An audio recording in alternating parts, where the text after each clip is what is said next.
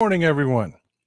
Welcome to Coffee with Texas Paul, the Father's Day edition. I want to start by wishing everybody a happy Father's Day and thank you for joining us and starting your day on Father's Day with me. We've got a really good show coming up. We're going to talk about Joe Rogan and the nonsense with him and Robert F. Kennedy, Elon Musk, and all the idiots that lined up on parade for the anti-vax nonsense. We're going to talk about Greg Abbott down here in Texas, but I want you to stick with me through that, folks, because it has national importance.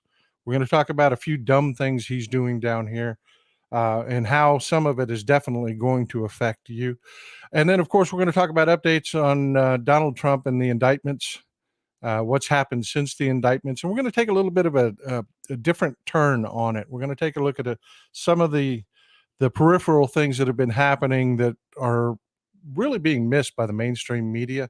So without further ado, get ready to go fill up your coffee cups. Make sure you grab a pad and a pencil, please, because this is going to be an off the hook Q&A section at the end of the show. This one should be fantastic. I'm looking forward to talking to you folks about what we're going to talk about today, or really, the rules of the roundtable, anything you really want to talk about. So without further ado, let's get into it.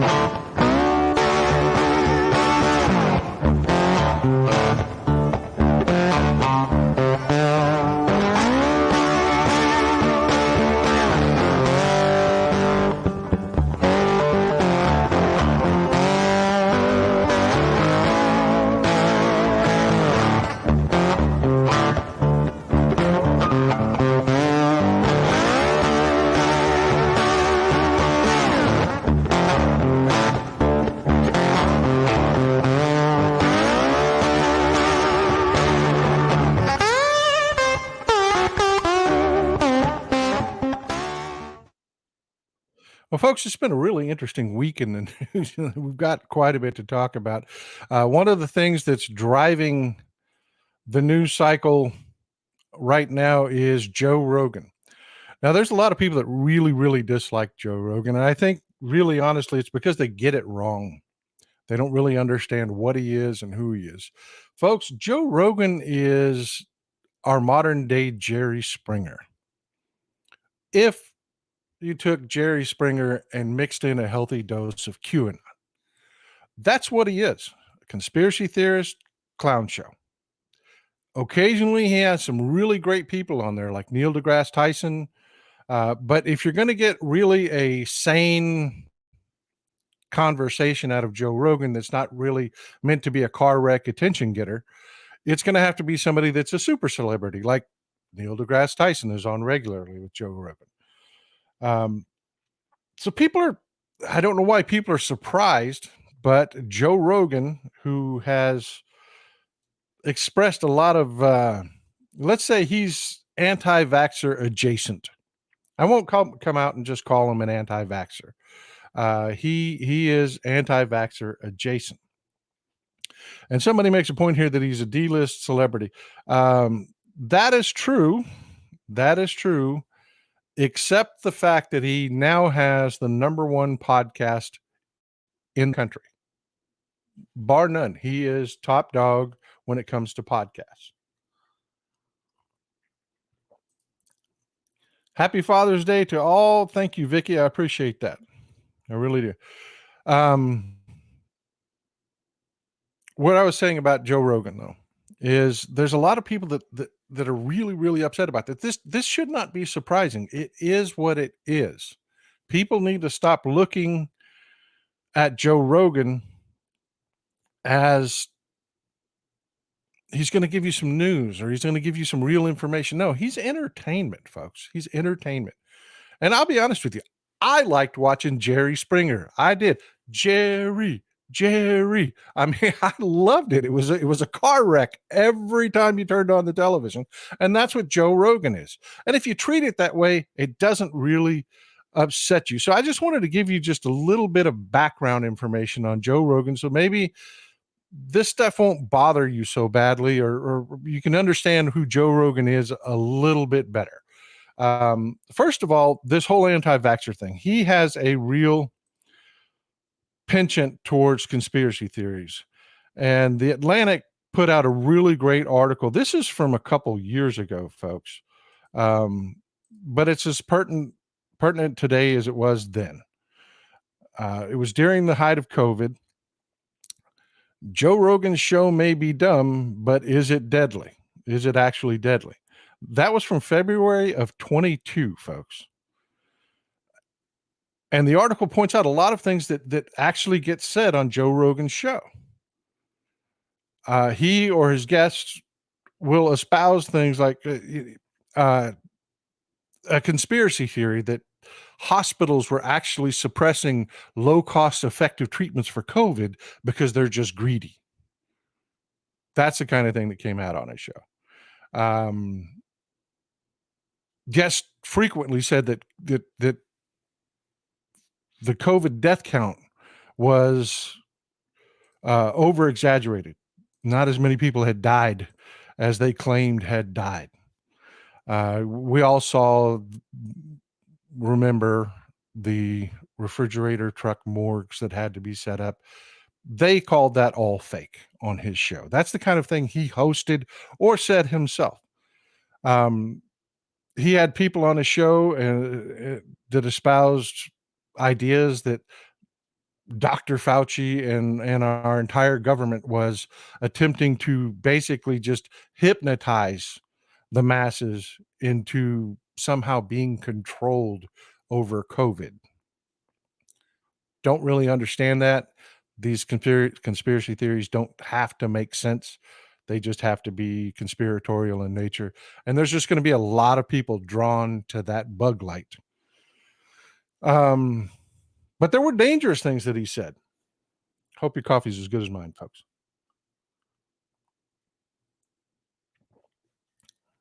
They, inferred that COVID infers permanent immunity. That's nonsense. That's stupidity, just stupidity at its height. Let me tell you my personal experience. You folks know, I like to travel. Me and the missus like to travel for fun, but I also travel for work. I'm not just a talking head that talks, has a show and, yada, yada, yada. I just do this for fun. No, I am into politics. I am involved in politics. That's why I have a lot of inside baseball information, because it's not just consumed from headlines and whatnot. I actually am involved in the process, and I have to travel for that. It's my job. It's what I do. So I don't recommend it. Even now, just avoid crowds if you can, because for over the last 6 months, I have had 2 cases of COVID and 2 cases of RSV in 6 months. Now, they were all light because I believe in vaccinations, but vaccinations don't mean you have permanent immunity. And for God's sakes, neither does getting COVID. And I just want to remind people to not, there's stupid things that get said. And yeah, stupid things get said on Joe Rogan. There's no such thing as permanent immunity from COVID, just like there's no such thing as permanent immunity from the flu or the cold. You can get a cold in January and get it again in March if you're exposed. None of these people really understand how our immune systems work. Yes, my cases were light because my immune system was there to fight it, but it didn't mean it didn't have to have the battle. So yeah, take care. Don't be stupid. What leads us to today is Joe Rogan decided to host Robert Kennedy Jr. And if you don't know who Robert Kennedy Jr. is, he is a grifter. He's a con man.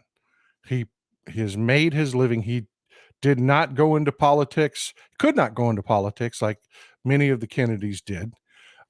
He has a problem with his voice. If you ever listen to Robert Kennedy Jr., He's difficult to listen to. He has I don't understand the medical problem behind it because I've never cared enough to look into it, to be honest with you.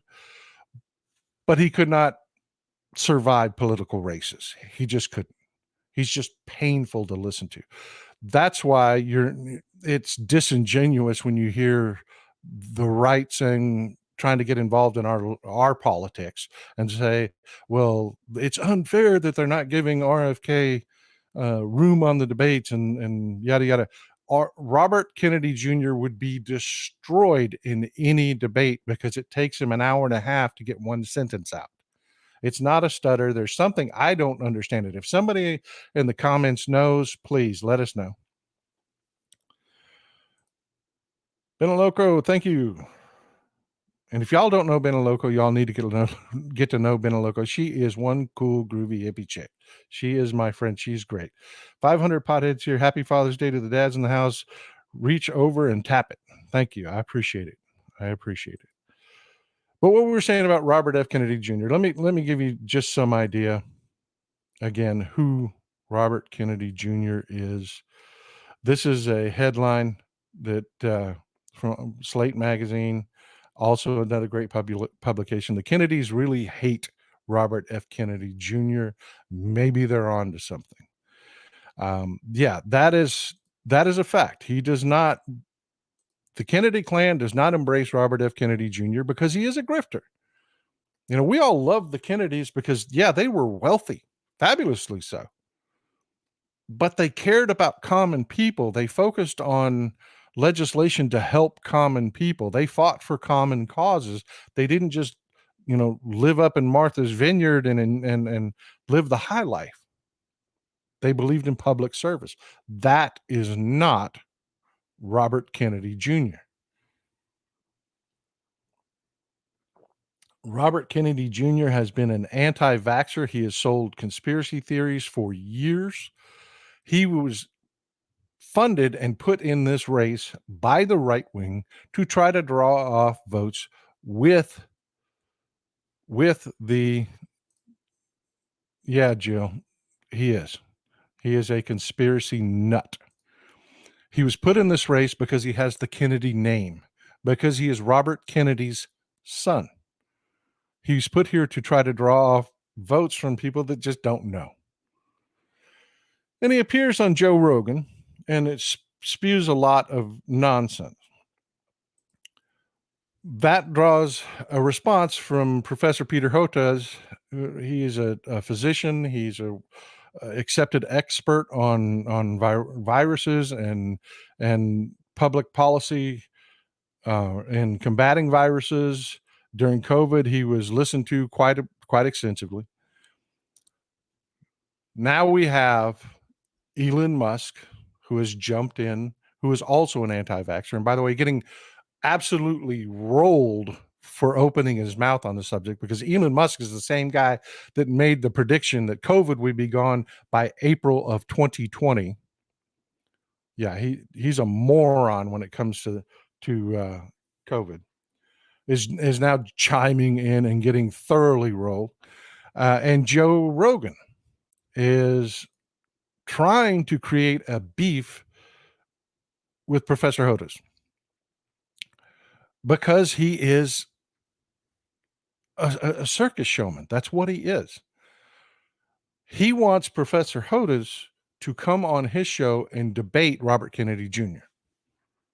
Well, who wouldn't? It's a spectacle. It's going to draw eyes. That's what it's all about. And it also forwards Joe Rogan's own anti-vaxxer adjacent beliefs. So no, Joe Rogan wouldn't be a fair mediator in that debate. He just wouldn't. But he also wants to elevate Robert Kennedy Jr. because he and Elon Musk both have been trying to elevate Robert Kennedy Jr. because basically they oppose Democrats. They want to bleed off votes from our side. Professor Hotez told Joe Rogan, now here, I'll show you the actual tweet. I've got it right here. Responded and said, I'll be glad to come on your show. I will be glad to come on your show and discuss these subjects with you.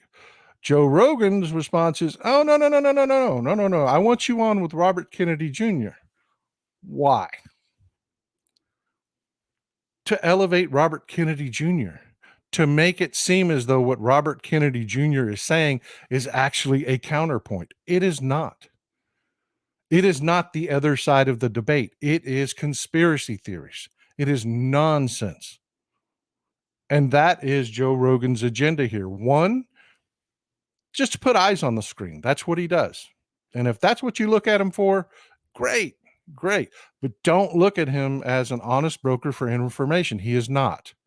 He is not. He has his own agenda, and that's what he's doing here. And then, of course, in the same tweet, you get Elon Musk responding with, he's afraid of public debate because he knows he's wrong. The same guy that predicted COVID would be gone in 2020, the same guy that's been wrong about everything, which has elevated this because it's Elon Musk, he owns Twitter, has elevated this into the stratosphere and drawn attention to it. But Keith Olbermann, he's one of my heroes, responded immediately with, how'd this hold up, super genius? Based on, and here's the tweet from 2020, based on current trends, probably close to zero new cases in US 2 by end of April. He meant April of 2020, folks. So yeah, that's the whole dust up here with Joe Rogan. That's what's making the news. Is Joe Rogan is in trying to insist that Professor Hoda's meet Robert Kennedy as an equal in a debate, which there is no equality there. Professor Hoda is an actual scientist, an actual academic that actually knows what he's talking about. And to place him on a stage, which is why he's refusing to debate him. He's offering to go on Joe Rogan and saying, hey, I'll be glad to talk to you. But that's not good enough for Joe Rogan because it doesn't elevate Robert Kennedy Jr. and it doesn't put additional eyes on the screen because it's a freaking car wreck for the QAnon nuts and the anti-vaxxers and everybody else to go to. That's it, folks. That's the whole shooting match. So moving on, Greg Abbott has made the news and a couple stupid things. And I want you to stick with me because we're going to get to Trump next. But I just want to point out a few things that are going on with Greg Abbott. This made the news. Let me pop this up on your screen so you can see exactly what we're talking about. And I want to put a plug in there for the Texas Tribune.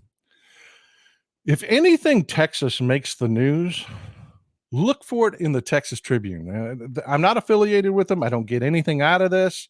Nothing at all. I'm telling you, I use them as a source. They are a fantastic journalistic outfit. They are not left-leaning. They are not, folks. They are middle of the road. Right-wingers accuse them of being left-leaning because they don't do that whole right-wing, you got to repeat everything Republicans say or you're a lefty nonsense. They're middle of the road, folks, but they are a fantastic source for journalism. And yes, I saw it here. Let me see back up. There you go. Brendan, always coming with the great comments, Brendan. The Death Star bill, that's what it's been dubbed, because we've got Operation Lone Star. They're calling this one Operation Death Star. What you have is Greg Abbott has passed, and the Republicans have passed a law, and Greg Abbott has signed it into law, a bill that prohibits cities from passing ordinances that allow workers to take water breaks. And what they're talking about is right now in Dallas and Austin, there are ordinances on the books that says every 4 hours, when the temperature's above like 90 degrees, you have to allow for additional breaks, 10-minute, one 10-minute break every 4 hours. So 2 breaks in a day, unless you work a 12-hour day, then it's 3 breaks to allow your workers to get in the shade, cool off, and rehydrate for 10 minutes. And that's what they're opposing. That's what they said. You cannot pass a city ordinance that does that, which of course is insane. Just insane.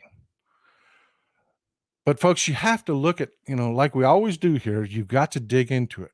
What is this all about? I mean, this has got to be the most politically stupid thing anybody could do. But it's about setting precedent, folks. It's about setting precedent. See, Greg Abbott and the Republicans have been trying to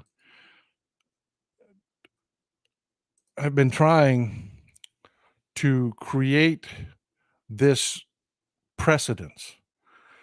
We all know that there's the law, the rules of supremacy. Local ordinances are superseded by state law. State law is superseded by federal law. That is just the way things are, folks. But there are limitations on what we normally do there. The types of laws you overturn, where your next level of government sticks its nose into your business. As a general rule, it's got to be something pretty serious. We're talking about civil rights abuse. We're talking about major things like that. Totally screwing up your elections, taking away people's ability to vote freely, things like that. It's got to be a pretty damn serious issue before the state gets involved. Well, not so much here in Texas anymore. Greg Abbott and the Republicans have been, over time, I mean, this goes back to when Greg Abbott first came into office. We had Denton, Texas, for instance, sue to prevent fracking. Now, if you're not following what's been going on with fracking and why all that was happening with, we started having earthquakes here in Texas where we never had them before.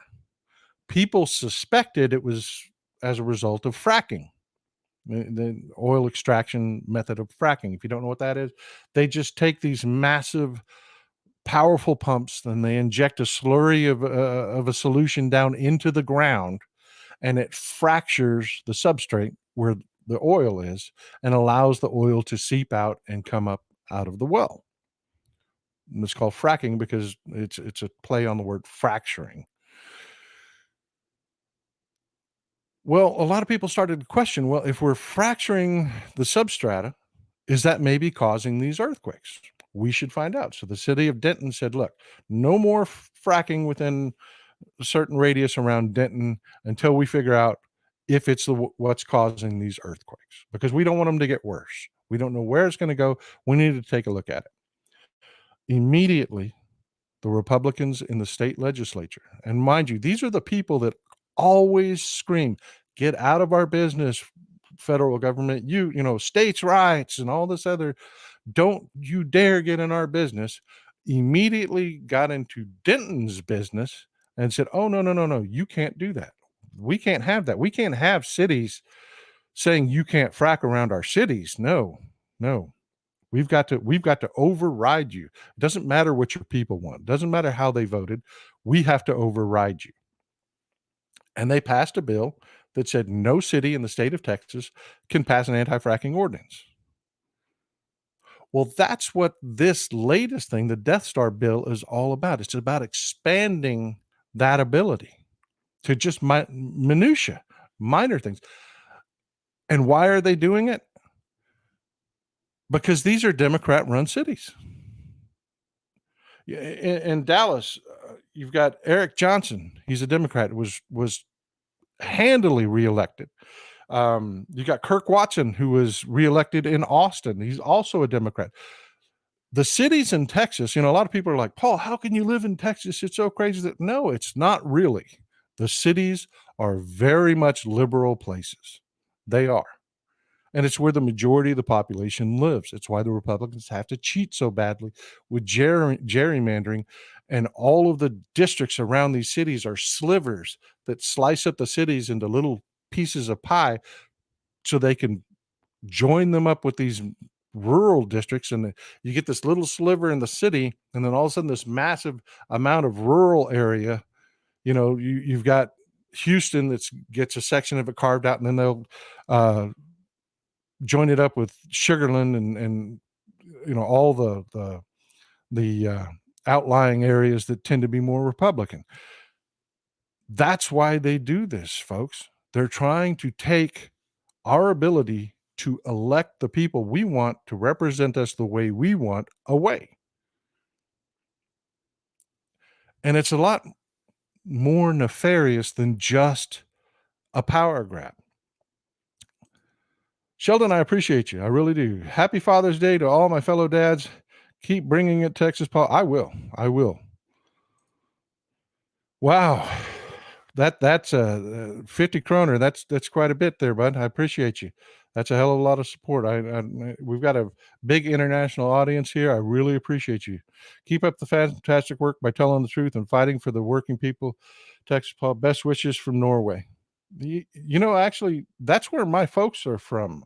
I'm half Irish, and then on the other side of my family, I'm German and Norse. I did not know that. I always thought we were just German, but no, I just actually found that out. I'm actually German and Norse. Happy Father's Day back at you, Linda Orndorff. I hope y'all are having a great, y'all have a great day. I just want to get to a couple of these hydraulic fracturing. That's right. That's where the name fracking comes up. And yes, it does also poison water tables. But folks, the reason they're doing this, the reason they're going to pay willing to pay a political price by passing something as hated as the Death Star bill is they want this precedent.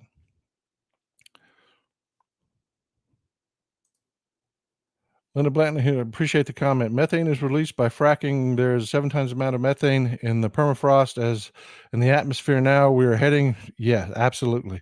Especially in Siberia, there are massive amounts of methane in trapped in the permafrost in Russia, and it is thawing. So yeah, folks, we've got to be prepared for climate change. But back to what I was saying about Greg Abbott and what the Republicans are doing and why this applies to you. This isn't just a Texas problem. State legislatures are cheap. If you think a billionaire can step in and buy politicians on the federal level cheaply, you should see how cheap they come on the state level. You're talking millions of dollars that they have to pour into issues on the federal level. On the state level here, it's measured in thousands. It is dirt cheap for them, and they figured this out. The problem is they can't control these liberal cities. The people, like me, that think like me, that live in Dallas or Houston or Austin or San Antonio, where the major populations are, they can't control them. So they're going to take their vote away, essentially, is what they're going to do. They're going to make it not matter that you elect people that represent your views and your interests. They're going to buy the state legislature and have them enforce on all of us what they want to happen.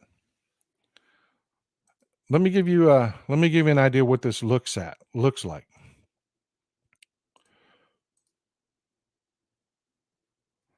This is an article that just came out in May. Texas school board races see increase in PAC spending. Critics say donations are unprecedented. That is a fact, my friends. That is where billionaires and ultra wealthy people are now spending their money. These right wingers that want to socially engineer our country, that can't do it at the ballot box legitimately, are now trying to do this inroad where they focus on state legislatures, they take over state legislatures, then have those state legislatures force onto you their agendas. Think Ohio, think Florida, think Missouri, think any state that is 50-50, Georgia. Brian Kemp does this. All across the country, this is the new focus. But fortunately, folks, it is easily defeated. And let me give you an idea of what we're looking at as far as money. These are the richest billionaires in Texas. You've got David Bonderman, he's a private equity guy. Ken Fisher, he's worth about 6 billion, almost 7 billion. He's also into money management and private equity. Uh, Mullane France, he's into pipelines. Denine Avara, I'm just slaughtering that one, I'm sure. Also into pipelines. Scott Duncan into pipelines. The That's the midstream of your oil handling. They're the middleman that takes a cut off all the oil that we need to use to run our cars and make our just about anything you come into contact with. They say on average 2,000 items a day that require chemical feedstocks from the petroleum industry to manufacture. These folks are taking a cut off of all of it. Richard Kinder, same. Charles Butt, he's a little different. Charles Butt is the founder of HEB. Well, he's the heir to the HEB fortune. It was actually Herbert Butt that founded it. But he is much beloved in the state of Texas. If you don't know, HEB is not your average grocery store. It has a religion all to its own. And I will tell you, because they are a fantastic grocery store, they do this weird thing that most grocery stores don't do anymore, and that is that HEB actually does what their customers want them to do. Instead of like most of your average grocery stores that say, you need food, so you're going to do it the way we want you to do it. HEB actually does it then. So free plug for HEB, and all the folks in Texas will tell you how much they love HEB. So, anyways, he's an outstander on this list. But you got Robert Smith, Tillman Fertitta, Joe Gaba, Ann Walton Cranky, Autry Stevens, Jeffrey Hildebrand, yada yada yada, all the way up to Alice Walton, Walmart. You know, you thought they were from Missouri. No, no, no, no. They moved to Texas, and Elon Musk moved to Texas. Why? Why are these billionaires here in Texas? Because Republicans over the last quarter century has turned my state into a joke of a tax dodge.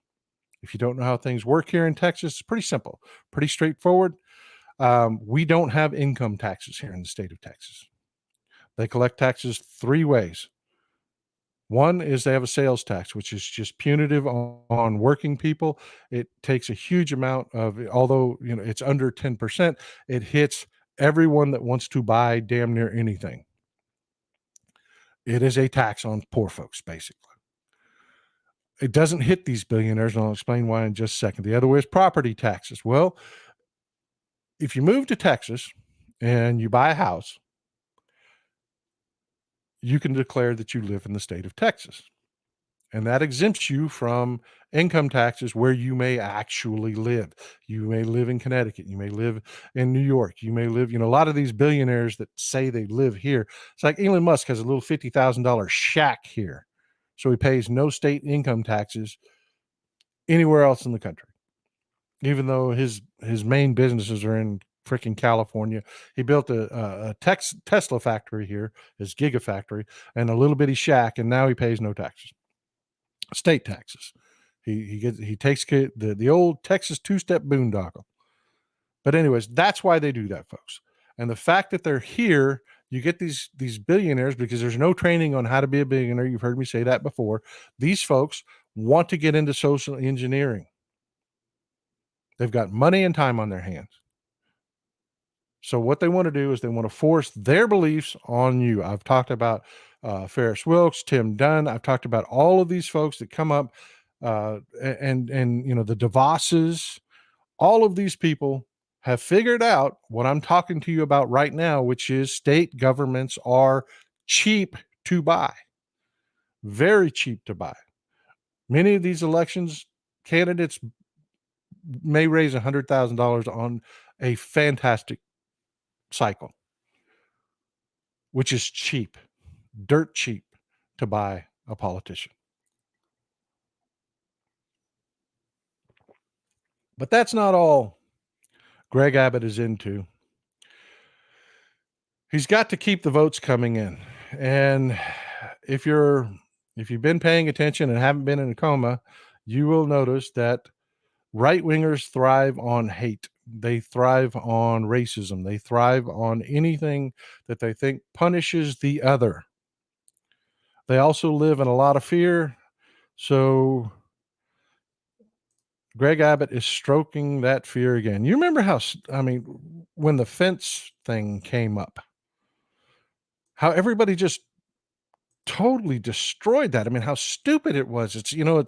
It's technology from the dawn of man. It's not nothing new. It's not what we Democrats do for sure. We engage in technology that actually works, but they want to build a freaking wall.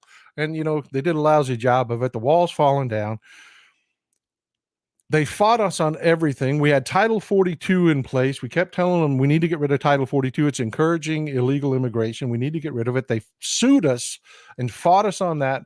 We finally get our way, get rid of Title 42. We're back to Title 8. And guess what? Illegal immigration has fallen over 70%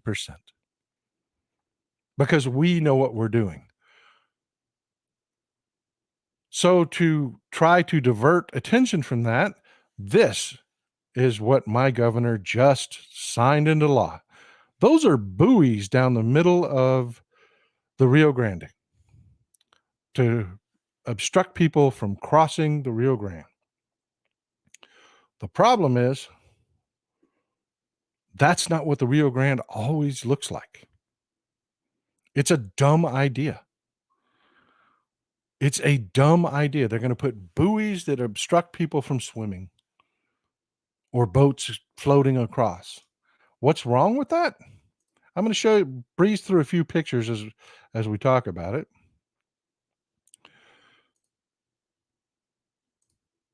This is the El Paso area. You see, this is the El Paso Business Journal, where they're going to first start building this fence. You see this little mud hole here at the bottom of it? Yeah, that's what the Rio Grande looks like in summertime now. It's not that river filled with flowing water. It's this. Your buoys are going to be laying on the ground. Let me show you some more. I've got a bit more here. This is not a road. This is not a road. This is the Rio Grande River, the Rio Grande in the Big Bend area. You look at Texas and there's this big bend at the bottom there on the western part. That's what they call the Big Bend area. Yeah, that's not a road. That you see the little dark smudge there? That's what's left of the Rio Grande River last year in the middle of summer. And it gets better. Falcon Lake is a reservoir that they impounded on the Rio Grande River. This is a boat ramp last summer at Falcon Lake. What are your buoys going to do in the summertime? They're going to lay on the ground. And and let me tell you what's even stupider about this is if there's any metal in those buoys, folks, they're going to scrap them. They're going to scrap them. They're going to cut the links off everything that's metal on them, and they're going to take them and they're going to scrap them. That's what's going to happen to your buoys. And then we're going to have to pay to replace them over and over again. Why? Because Republicans are stupid. They cannot govern. They simply cannot govern.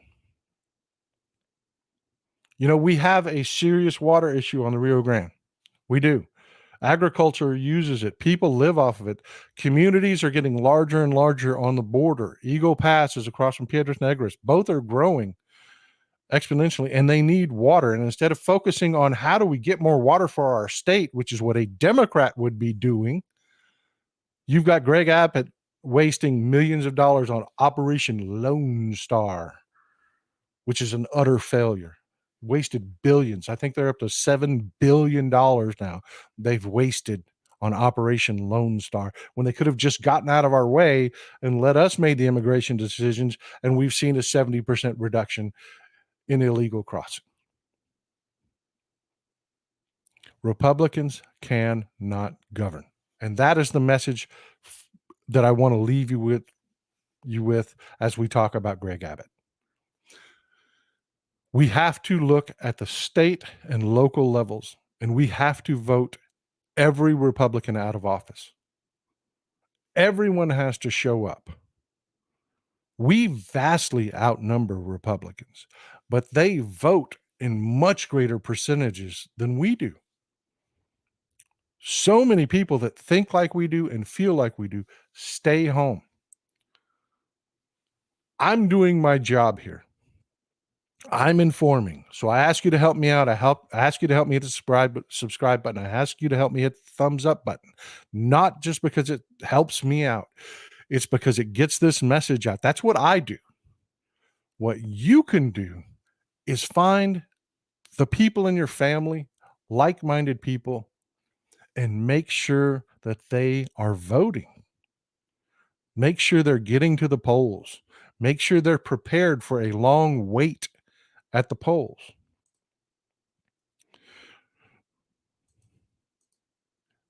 That is what you do here. Because we can blow these Republicans out of the water. We can. We can just blow them out of the water. We can end the stupidity.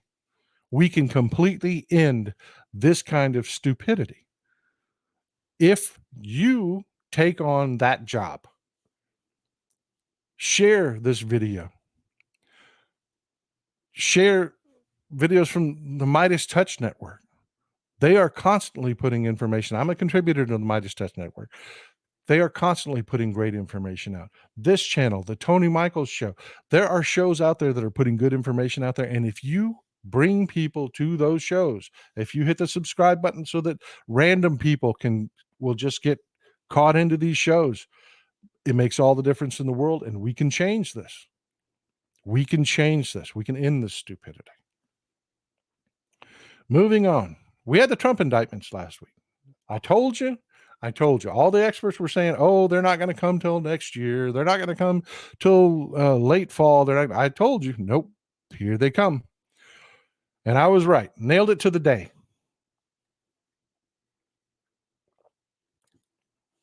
How did I nail it? Because I don't look at the lawyers and what they say. I don't. I look at the cops. I look at the criminal investigators, what they're being told. For instance, right now, everybody's saying, oh, Fani Willis isn't going to indict until maybe next year. No. She's already notified law enforcement. You need to be ready in August. You need to be ready in August. I need you to be prepared for upheavals, and we may need extra protection in August. Now, why? Why would she need extra protection in August? If she's going to announce that she's not going to indict, what are we going to do? We're not going to riot. We're not going to raise hell. We're not going to threaten people. She says she's not going to indict. We're just going to say, well, that's BS. And that's going to be about the end of it. No, it's the righties. It's the maggots. Those are the people that you need to be worried about. And they will only be upset if there are indictments. Pretty good tell, huh? Pretty good tell that Fani Willis is coming out with more indictments in August. Well, that's how I nailed it with, appreciate you, Linda Benton. I appreciate Tonio's Texas Paul Coffee. Yeah, I got that one right. I did. After the indictments have been laid out, we've had some news that you've probably heard a little bit about. One second, let me bring this headline up for you. Justice Department submits protective order in Mar-a-Lago case. If you don't know exactly what that means, let me lay that out for you. There's going to be discovery in that case. You're going to have information. Trump and his attorneys already know what he had. They're going to have access. The new attorneys that they hire are going to have access to that data to defend him. They are. And that's led to this motion for a protective order, which basically says everybody has to keep their mouth shut. This is important information. This is information that deals with our national security. You must have clearances. You must not share this information. It is more than that, folks. It is another brilliant maneuver by Jack Smith. Brilliant. This is a noose hanging, waiting for Donald Trump to stick his head in it, because he has never in his life been able to shut up when he is supposed to. And he will tweet about the information they receive and discover. He will put stuff out on his Truth Social, and that will be another crime. It is a felony, and the judge will hammer him. Now, I know a lot of people are very concerned about Judge Eileen Cannon, and I told you in the beginning, don't stress about that. She's already taken a beating from the 11th Circuit. She was publicly humiliated in a way judges don't normally do to each other. She's been taught her lesson. And a lot of folks were still really concerned. They were really concerned. But let me throw this out there for you to understand. This motion was put out Friday. She could have sat on this. She could have. Donald Trump wants to delay this trial. Eileen Cannon could have sat on this for a month thinking about it. And it delays the entire trial. This motion has to be made before any steps can be taken in discovery. No discovery, no trial.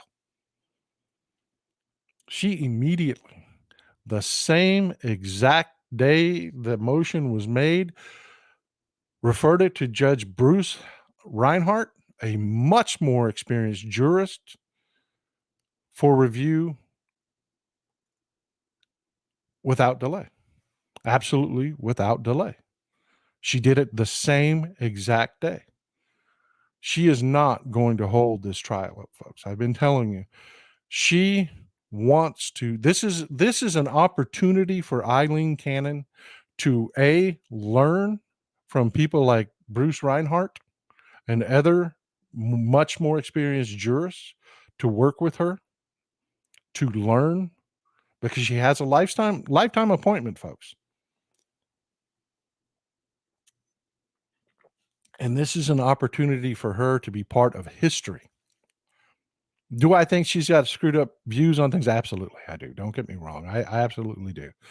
But as far as this trial's concerned, I'm not concerned about her at all. I'm not at this point. I mean, just look at how she reacted to this motion. Immediately referred it to Bruce Reinhart, who was absolutely going to accept it, because this is what normally happens in one of these cases when you have sensitive documentation. The other thing that's happened, I appreciate you, Rick. Thank you, Texas Paul. Love your show. If I don't watch it live, I watch the reruns. Yeah, folks, don't forget, if you miss it live, please go back and watch the reruns. It's just as good. I promise you. It's just as good. We may not be able to have a conversation.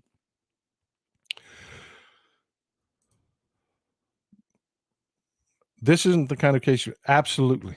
It is not. But she caught the case. And despite what anybody tells you, if she does not willingly recuse herself, it is very difficult to get her off this case. And so far, and there's another ruling that's taken place from Eileen Cannon herself. She didn't even have to refer this to Reinhart. Remember, this happened on Friday, the referral for the protective order. There was another ruling that she issued, that she ordered all of Trump's and Walt Nauda's attorneys to get in touch with the DOJ to get their security clearances because they're going to have them. And folks, let me tell you, this is a big deal. This is a very, very big deal. This happened on Thursday. I appreciate you, Denise. I really do. I appreciate you helping keep the lights on. Thursday, this motion or this order came down from Judge Cannon herself. Now, this is a big deal. And I think this speaks to, like I said, I like to talk about things that are a little bit off the beaten path that are important that the mainstream media just the corporate media just misses. And this is a big one. Donald Trump has had a hell of a time getting representation. He's having to use Chris Kise right now, who's representing him on the January 6th matter on this case in Florida. Chris Kise is not who he wants representing him on this case. He's having difficulty getting representation in Miami. You're talking about a place that has lawyers that represent drug dealers, for Christ's sake, murderers. And Trump is having a hell of a time getting good first-class representation in this case. Why? Think about this ruling Thursday from Judge Cannon. Everyone knew this was coming. People that are aware, that are in the legal community, knew this ruling was coming. Every lawyer that Trump approaches has to tell them, if you represent me, you're going to have to fill out an SF-86. Folks, an SF-86 is the form. They call it a form. It's 136 pages. It's the form you fill out to get a security clearance. Now, to give you some idea what filling out an SF-86 is like, I want you to imagine getting a colonoscopy. But they don't give you a cleanse first because they want to see all of your crap. And they do it without anesthesia while you're wide awake. And they interrogate you at the same time. That is filling out an SF-86. An SF-86, it gets into not just your tax returns, all of your financial history, medical history. It gets into your medical history, child support, your history with child support, any levies, judgments, tax liens, anything. Are you on drugs? You have to sign an affidavit to everything. It puts the government all up in your business. And you have to sign affidavits to say that everything you tell them is 100% true. Now, imagine being a lawyer facing that. Then you have the risk of what happened to Jared Kushner. Jared Kushner, when he filled out his SF-86, they told him, this isn't all the information. You can't have a clearance. And that was public humiliation. Imagine being an attorney that makes your living off your reputation. You've got to roll the dice that the DOJ doesn't look at what you put on your SF-86 and go to Judge Eileen Cannon and say, this person is not qualified for the clearance necessary. This is some very, very deep secrets we're talking about here. This person can't know this stuff because they can't pass the clearance. Imagine that humiliation. Now, what attorney wants to volunteer for that? And it's necessary because of what Trump did. It's necessary for what Trump did. His attorneys have to go through this process. But again, you folks were worried about Judge Eileen Cannon. She's moving on, folks. She is getting this done. I'm telling you, I'm no fan of Eileen Cannon. I am not, but I am here to tell you, do not fear Eileen Cannon. The entire 11th Circuit is behind her. They're going to work with her. They're going to help her through this. That's why this motion that was made before her to get the protective order for discovery was immediately referred to Judge Reinhardt because he has the experience. So that is good news, folks. I just wanted to leave you on Father's Day with some good news and a good feeling. Everything's going to be okay when it comes to the Trump documents and trial. It is. Eileen Cannon has gotten the message. She is arrogant, yes. She is politically foolish, yes, absolutely. But I believe the 11th Circuit has twisted her arm enough to say, if you are an idiot in this, we will humiliate you and we will remove you from the case. And she's message received.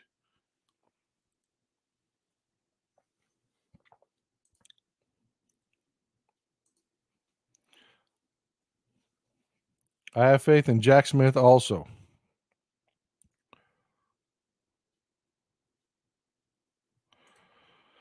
And Lena, absolutely, bigger things are coming.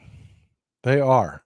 Part of the reason they filed this protective order, and let me just take a second to read this for you. It's not very long. I'm not going to read all of it, but I have the actual protective order. Let me read parts of it to you. It opens with, the government respectfully moves for entry of a proposed protective order to govern discovery in this case. The government has conferred with counsel for the defendant, Donald J. Trump, and defendant Waltine Nada. Who names their kid Waltine? Anyways, who have no objections to the motion or the protective order. That's important, folks. They have no objection from the defense because this is standard part and parcel to a case that involves national security. They can't argue this. They just can't.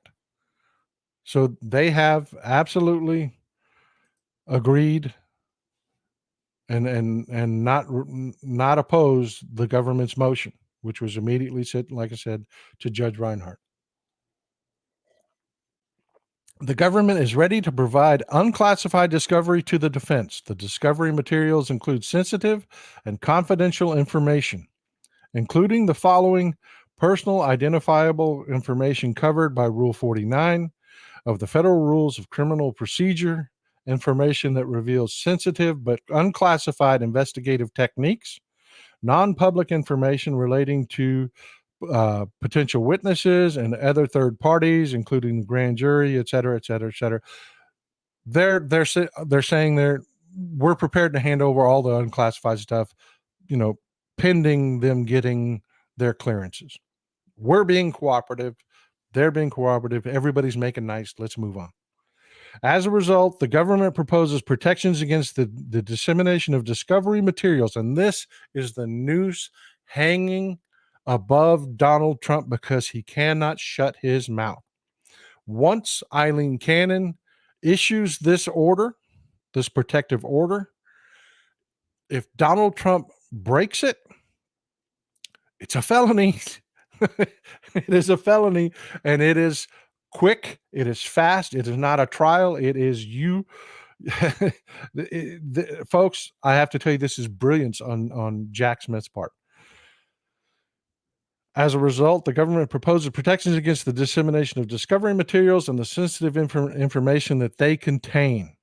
Accompanying this motion is a proposed protective order that will protect against unauthorized disclosure of sensitive information while allowing the defense to use the materials in preparation for their defense. For the foregoing reason, the government respectfully requests that this court enter a Rule 16D, Section 1 protective order limiting the disclosure of discovery materials. Folks, that is huge. Thank you, Teresa. I appreciate it. I'm telling you, it really helps.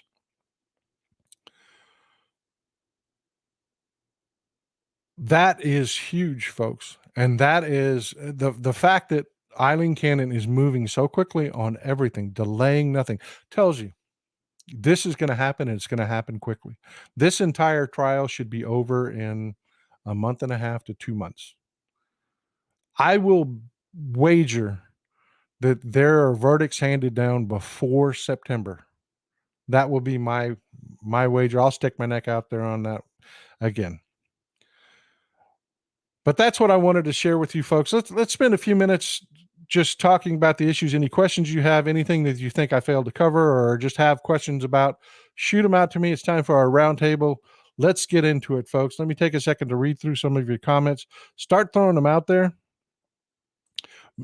Absolutely, Beneloco, she is a maggot, 100%, but she is also under a microscope, under the glare of the entire nation and the 11th Circuit. I think she's contained myself. I think Texas Paul is a little optimistic here. It will drag on for years. No, it will not. This is, again, the brilliance of Jack Smith. He put together an incredible, there was way more out there. There was way more out there than just these indictments. He put out a complete open and shut case. You have to remember how old Trump is. He doesn't need Trump in jail for 100 years. He doesn't, to get justice. Just a few years is a death sentence for that man. He will take him off the table. He will. He will get justice. And this is just one set of indictments. But he presented a case that was concise, easy to understand, and quick to try. He did it on purpose. So I respectfully disagree with you. I think it is going to be quick. Yes, Linda, great question. Linda Orndorff, outstanding question. Do you think the DOJ will go after any of these MAGA congressmen and senators? Absolutely. It was just on the news that the DOJ just requested the Ted Cruz tapes from Abby Grossberg. Yeah, they're absolutely looking at senators, congressmen. You have to understand, Jack Smith was given 2 jobs to do. One was the documents. The other was January 6th. He's still working on January 6th. And we're going to see the Fani Willis case in August, because you have to understand, prosecutors don't like overlapping prosecutions of the same individual. That's another reason I think this case is going to be over quickly and before August, because you have those indictments are going to be coming from Fani Willis in August. The documents case will be wrapping up late July to mid-August. You will have that case, those verdicts done. All that will be left will be sentencing after that. Then the Fani Willis case gets done, because it's not going to be a long case either. Remember, that has to do with the fake states of electors, et cetera, et cetera. That's not a long case either. You're going to do the first part next year.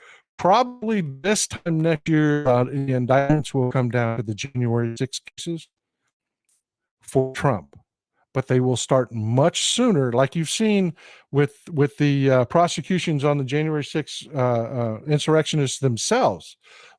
They started low on the totem pole and have just been working up and up and up and up and up. Now we've got the Oath Keepers, we've got the Proud Boys have been convicted. That's the exact way Jack Smith's indictments are going to roll out. Exactly. They're going to start with the lowest people on the totem pole and roll it up. It'll be this time next year before you hear Trump's name on a January 6th indictment, but you will see congressmen before that. You heard it here, folks. And folks, I just want to take again. Everybody hates fundraising. Everybody hates fundraising, but the support you folks have given me has just been fantastic. I really appreciate it. It really helps to pay for the subscriptions. Yeah, I mean, it keeps everything moving, and I'm grateful. I just want to take time to say I am grateful. That was a great question, by the way. That was a great question.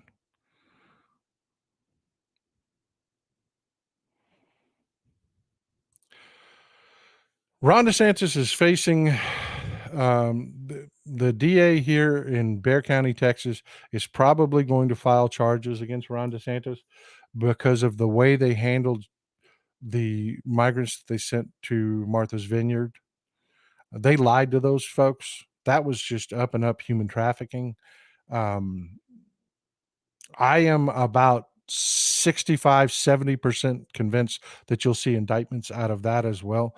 But politically, what'll happen to Ron DeSantis is he'll bump up in the polls.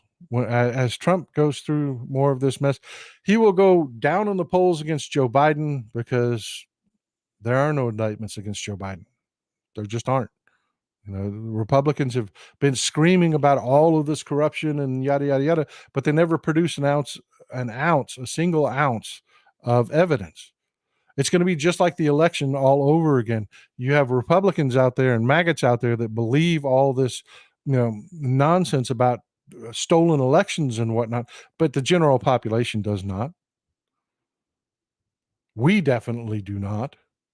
You've got more than half the country that knows the truth because they can scream that there were stolen elections, but given every opportunity, over 60 shots in court to produce any evidence, they didn't.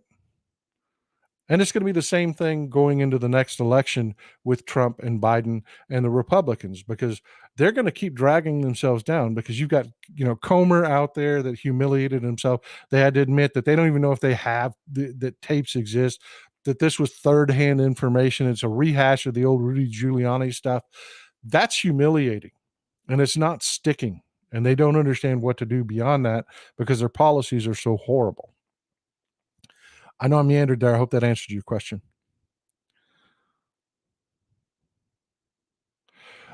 Trump will get an attorney, Sharon. He will. That premise just doesn't really fly. If Chris Kice has to stay on the case, he won't have the best representation, but he'll have representation.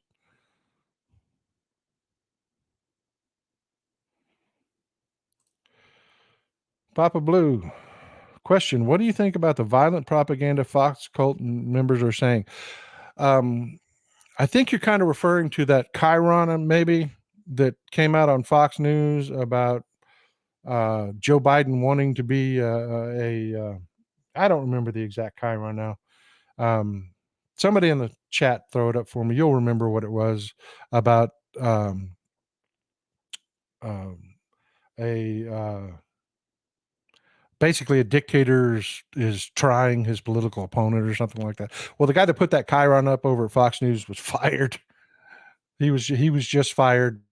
Thursday, they took a picture of him walking out of the building. Wannabe dictator. There you go. Wannabe dictator. Forgive me, I was a little tongue tied there. Thanks, guys. That's why I love you folks, man. You are on it. Look at you guys are on it, man. We don't have to start at zero in our conversations because you folks know what's going on. It gives us a chance to dig in to the other stuff that's going on.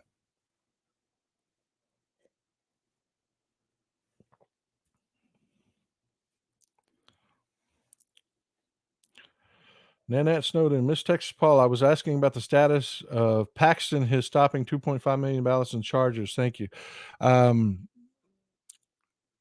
That he is facing impeachment over that. He is he's already been removed from office. That's one things we down here in Texas really get right, is that when we impeach you, you don't get to sit in your office and defend yourself with all the protections of your office. You don't. You get taken out of your office. He will be impeached. Is he going to see any jail time or anything over that? Highly, highly doubt it. Highly. I mean, that's the one thing about these political cases. As a country, we tend to just want to move on. And I think he's going to benefit from that. It's just going to be too much, too long. But I don't know. Maybe we'll get a prosecutor with some moxie.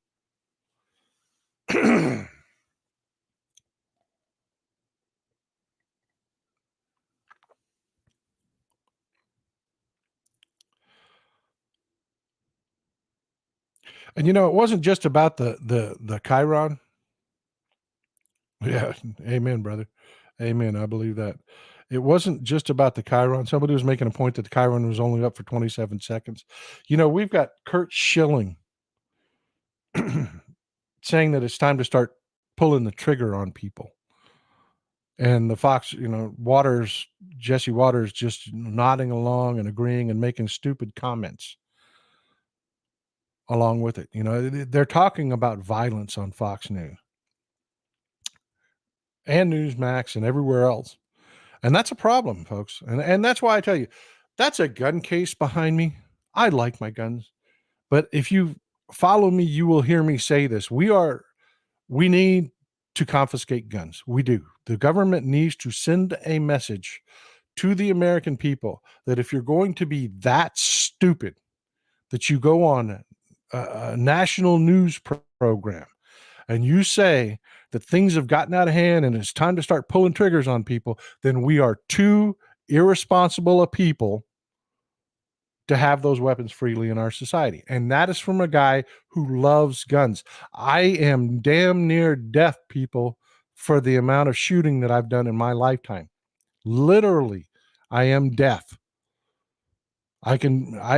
Without hearing aids, I cannot hear because I just love shooting, hunting, sporting clays, everything. I do, but it is time to send a message. When that flies on national news, then it's time for the government to reset the tone in this country.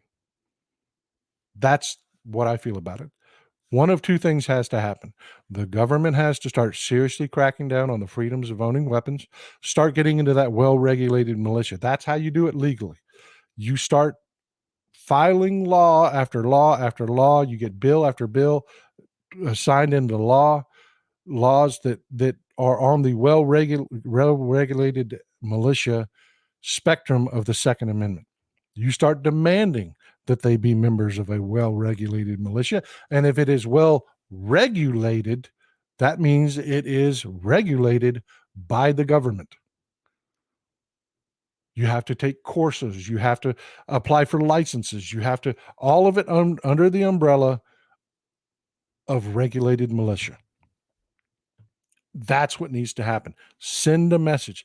Right now on YouTube, you can get any number of videos where you have idiots talking about you have to have guns. You have to have guns for that, to be prepared for when it goes down. No, you don't. I've been on this earth for more than half a century, and I can tell you, for 99.99% of us, it ain't never going to go down. And if something does happen, walk away. And if you can't walk away, throw hands. It is the rarest of unicorns where a civilian needs a firearm in just about any situation. It's incredibly rare. Now, some Second Amendment mope is going to go find the one case where something awful happened, where you needed to have, where you might have been able to save yourself, but chances are you're not going to. Just statistically, if somebody comes after you with a firearm, you're not going to be in that mode. Even if you outgun them, you're not going to be in that mode. If you have an assault rifle strapped to your chest and someone decides that it's your time to die, they're already in that killer mode. You have to assess the situation. You have to realize what's going on. It takes way too many seconds. You're going to die. You are. Guns are not going to save you. And it's time for reality. Yes, liberals buy guns too, dummies. We do. I mean, shooting is fun. And I wish we could all just have all the guns we wanted and we live in a safe, secure society. But that's not what we are right now because of the stupidity of the right. This constant nonsense of I'm going to fight the government. I'm going to defend myself against the government with my guns. Instead of what liberals say, which is, if you don't like what the government's doing, democracy, vote them out. That's your recourse. No, the right wingers, no, I'm going to use my Second Amendment solutions. That puts ideas in people's heads. It's been proven over and over again. That gets in people's heads. People that are willing to go out and do these kinds of shootings, Look at the moron that showed up at Comet Ping Pong, a pizza parlor in DC, that didn't have a basement, that believed nonsense QAnon garbage that was put in his head. We're too irresponsible. We're just too irresponsible at this point in time. Folks, it's been another wonderful show. I had a great time. Love talking to you people. I appreciate all the support. Every bit of support you give me, that goes right back into the show. We're about to tear this gun cabinet out, do some redecorating, put some pictures up on the wall, do some sound insulation, make it everything sound better, upgrade some equipment. Every penny that you give us in support is not wasted. It goes back into the show to make it better for you. I love you folks. I am truly grateful. Thank you for being here, and have a wonderful Father's Day.